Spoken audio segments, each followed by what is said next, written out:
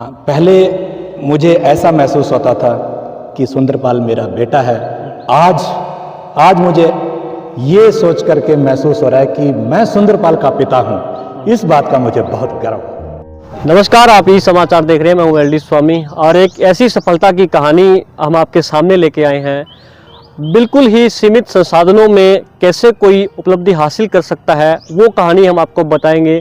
आजकल JEE mains और जो नीट्स की परीक्षा पास करने के लिए बड़े बड़े कोचिंग संस्थान जो है वहाँ पर एडमिशन लेने की होड़ लगी हुई है और लाखों जो पैसे हैं वो बहाए जा रहे हैं। लेकिन इलाहाबाद के एक ऐसे बेटे सुंदरपाल ने वो अचीवमेंट हासिल की है, वो भी बिना किसी पैसे खर्च किए, बिना किसी कोचिंग ज्वाइन किए, सिर्फ घर पर बैठ के जो जेई मेंस का जो परीक्षा है उसको क्लियर किया है। और सिर्फ क्लियर ही नहीं, 94% मार्क्स लेकर पूरे इलाहाबाद शहर का नाम जो है रोशन किया है। आपको बता दें, सुंदरपाल जो है नर्सरी से लेकर +2 तक की जो एजुकेशन है वो नचिकेतन मॉडल स्कूल से जो कि थोबरिया रोड पर है वहाँ से उन्होंने पूरी पढ़ाई की है। हमारे जो दर्शक है, खास करके जो आपके जो सहपाठी हैं, बच्चे हैं, वो सोच रहे हैं कि हम भी इस तरह से अचीवमेंट हासिल करें। ये पेपर बड़ा काफ़ी टफ होता है, तो आपने बिना कोचिंग के ये कैसे संभव कर पाया?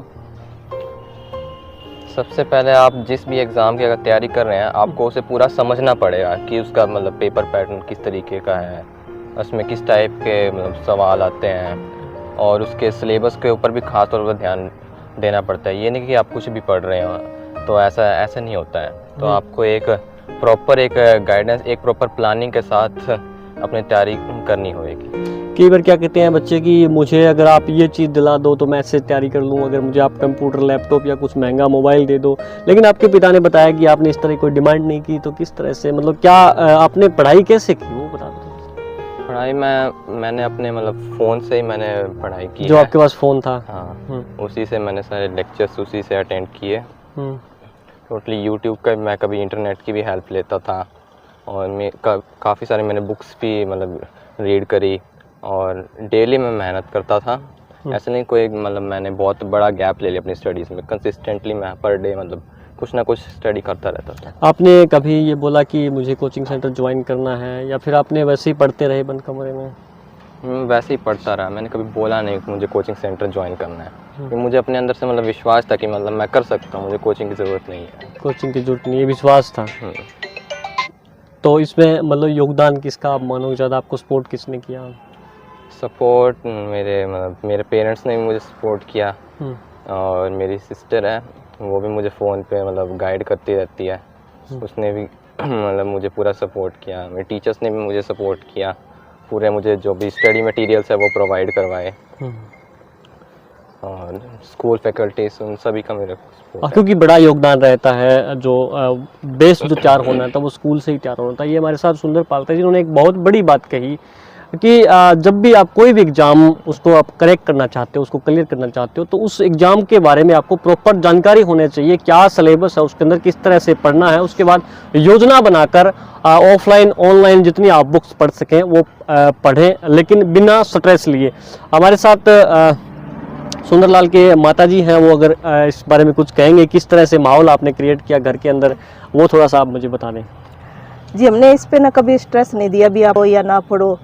तो इसने खुद ही मन से, जैसे जब मन किया पढ़ लिया, खेल लिया, तो ये लगातार पढ़ता ही रहता था। ज़्यादातर यूट्यूब से इनसे इसने तैयारी की है। आपको सरप्राइज दिया, आपको बताया भी था कि मैं तैयारी कर रहा हूँ? नहीं, ये हम पूछते रहते भी क्या कर, आगे की क्या प्लानिंग है, क्या करोगे आप, तो ये कभी नहीं बताता था हमें। बस सरप्राइज समझो आप इसका। सरप्राइज। हाँ जी। हमारे साथ सुंदरपाल के पिताजी हैं, वो भी अध्यापक हैं पेशे से, उनसे भी जानते हैं जो एजुकेशन है, जो देश के इतने हार्ड जो एग्ज़ाम होते हैं उनको किस तरह से क्लियर किए। ये सिर्फ सुंदरपाल के लिए नहीं, बाकी बच्चों के लिए भी हम आशा करेंगे कि अच्छा मैसेज जाएगा। की है तो बाकी जो बच्चे हैं पैसा भी खर्च करते हैं फिर भी नहीं हो पाता, तो उनको क्या मैसेज जाएगा आपकी तरफ से? देखिए, हर माँ बाप का सपना होता है जी कि उनकी पढ़े लिखे अच्छी तरक्की करे। तो जब तक वो छोटे होते हैं तब तक तो वो नहीं सोचते, लेकिन जैसे ही बच्चा मैट्रिक में पहुंचता है या मैट्रिक क्लियर करता है, तब उन्हें किस दिशा में जाना है तो वो चुनने में थोड़ी दिक्कत आती है। मैं भी विचलित था कि बेटे से पूछता भी तेरे को कहीं कोचिंग वगैरह भेज देता हूँ, कोटा या बाहर सीकर जहाँ भी, तो ये हमेशा मुझे मना करता था। और एक उस वक्त कोविड काल भी चल रहा था, तो स्वाभाविक सी बात है कि माता पिता का विचलित होना उस वक्त बहुत ही मुश्किल था वो टाइम, कि कहीं बाहर भी नहीं जा सकते और बेटे की जो करियर के बारे में समस्या ना आ जाए। तो मैं इससे डिस्कस करता रहता था। तो इन्होंने मुझे यही कहा कि मुझे सिर्फ एक बढ़िया सा मोबाइल दे दो, मैं मोबाइल पे पढ़ लूँगा। तो फिर भी मुझे विश्वास नहीं होता था। एक दिन मैंने जब इससे पूछा तो इसने मुझे काफ़ी चीज़ें कुछ डिटेल में बताई, तो मुझे विश्वास हो गया कि मेरा बच्चा जो है अब सही ट्रैक पर चल रहा है। तो उसी का परिणाम है कि आज इसने जेई मेंस का जो है 94% स्टाइल से पास किया है। कितनी खुशी हो रही है। बहुत खुशी हो रही है, इसका शब्दों में बयान नहीं कर सकता। हाँ, पहले मुझे ऐसा महसूस होता था कि सुंदरपाल मेरा बेटा है। आज मुझे ये सोच करके महसूस हो रहा है कि मैं सुंदरपाल का पिता हूँ। इस बात का मुझे बहुत गर्व हो रहा है।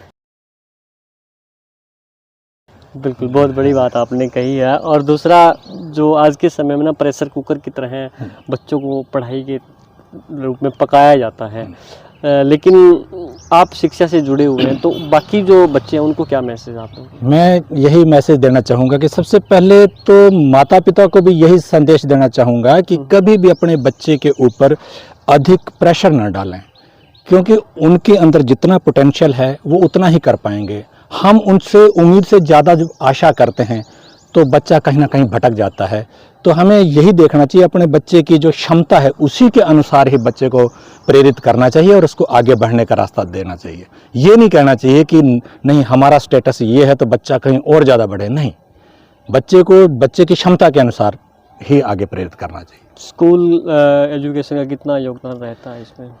स्कूल एजुकेशन का बहुत बढ़िया योगदान रहता है। जितना माता पिता जन्म देने वाले होते हैं उतना ही उनके जो शिक्षक होते हैं वो भी माता पिता के ही समान ही केयर करते हैं, उनका भी पूरा योगदान होता है। इसके लिए मैं स्कूल स्टाफ का भी आभारी रहूँगा और उन्हें धन्यवाद भी देना चाहूँगा कि उन्होंने, हम तो बच्चे को स्कूल भेज देते थे, लेकिन बच्चा कहाँ जाता है, कैसे जाता है, इसको संभालना अध्यापक गणों का काम होता है और उन्होंने बहुत अच्छे से मेरे बच्चे को संभाला और आगे बढ़ने के लिए प्रेरित किया। इसके लिए मैं उनका विशेष धन्यवाद भी करना चाहूँगा। जी, हमारे साथ नचिकेतन मॉडल स्कूल की प्रिंसिपल सुजाता पारिक है, उनसे भी बातचीत करते हैं इस अचीवमेंट को लेकर। वो क्या कहेंगे? जी मैम, आप क्या कहेंगे सुंदरपाल की इस अचीवमेंट को लेकर? सबसे पहले तो मैं सुंदरपाल को बहुत बहुत बधाई दूंगी, स्कूल की तरफ से, स्कूल मैनेजमेंट की तरफ से। सुंदरपाल को, उसके पेरेंट्स को कंग्रेचुलेशंस। और सेकंड थिंग, हमारी जो स्ट्रेटजी रहती है बच्चे को तैयार करने के लिए, वो ये है कि जो सबसे इम्पोर्टेंट थिंग है वो है बच्चे की फाउंडेशन, बच्चे का बेस। हमारा ये मानना है कि नर्सरी से लेके 12th तक और आगे कॉम्पिटिटिव एग्ज़ाम्स तक है, all are inter related, all are integrated, सभी जो है वो आपस में जुड़े हुए हैं। अगर बच्चे का बेस स्ट्रॉन्ग है तभी बच्चा जो है वो आगे जा कर के सक्सेसफुल होता है। इसीलिए हमारा बच्चा जो नर्सरी से लेकर के 12th तक हमारे साथ रहा है, बच्चे ने इतना बड़ा मुकाम हासिल किया है। और बच्चे के अंदर, हर एक बच्चा यूनिक होता है, हर एक बच्चे के अंदर यूनिक टैलेंट होता है। कोई एकेडमिक्स में आगे रहता है, कोई पब्लिक स्पीकर होता है, कोई आर्ट्स में आगे होता है। तो हम जो है वो बच्चे को पहचानते हैं, उसकी आर्ट को, उसके टैलेंट को पहचानते हैं और फिर हम उसके टैलेंट के ऊपर वर्क करते हैं और कोशिश रहती है कि वो आगे सक्सेसफुल रह जाए। एक हीरे की तरह हम उसको तराशने की कोशिश करते हैं। यही हमारा प्रयास अब तक रहा है और यही आने वाले समय में हमारा प्रयास। बिल्कुल मैम, आप तस्वीरों में देख सकते हैं यहाँ सुंदरपाल के लिए सम्मान समारोह के रूप में उनको पगड़ी पहनाई गई है, फूल मालाओं के साथ स्वागत किया गया है और मिठाई भी यहाँ पर खिलाई गई है। और आप जो डायरेक्टर हैं, अन्य जो टीचर स्टाफ हैं, सुजाता मैम है, इनके चेहरे पर एक अलग तरीके की रौनक आप देख सकते हैं, क्योंकि जो साल भर मेहनत करते हैं बच्चों को पढ़ाने के लिए, जब इस तरह के हीरे चमकते हैं तो उनकी जो पूरी की पूरी जो मेहनत की थकान है वो उतर जाती है। आप ये वीडियो ई समाचार पर देख रहे हैं, मैं हूँ LD स्वामी, धन्यवाद।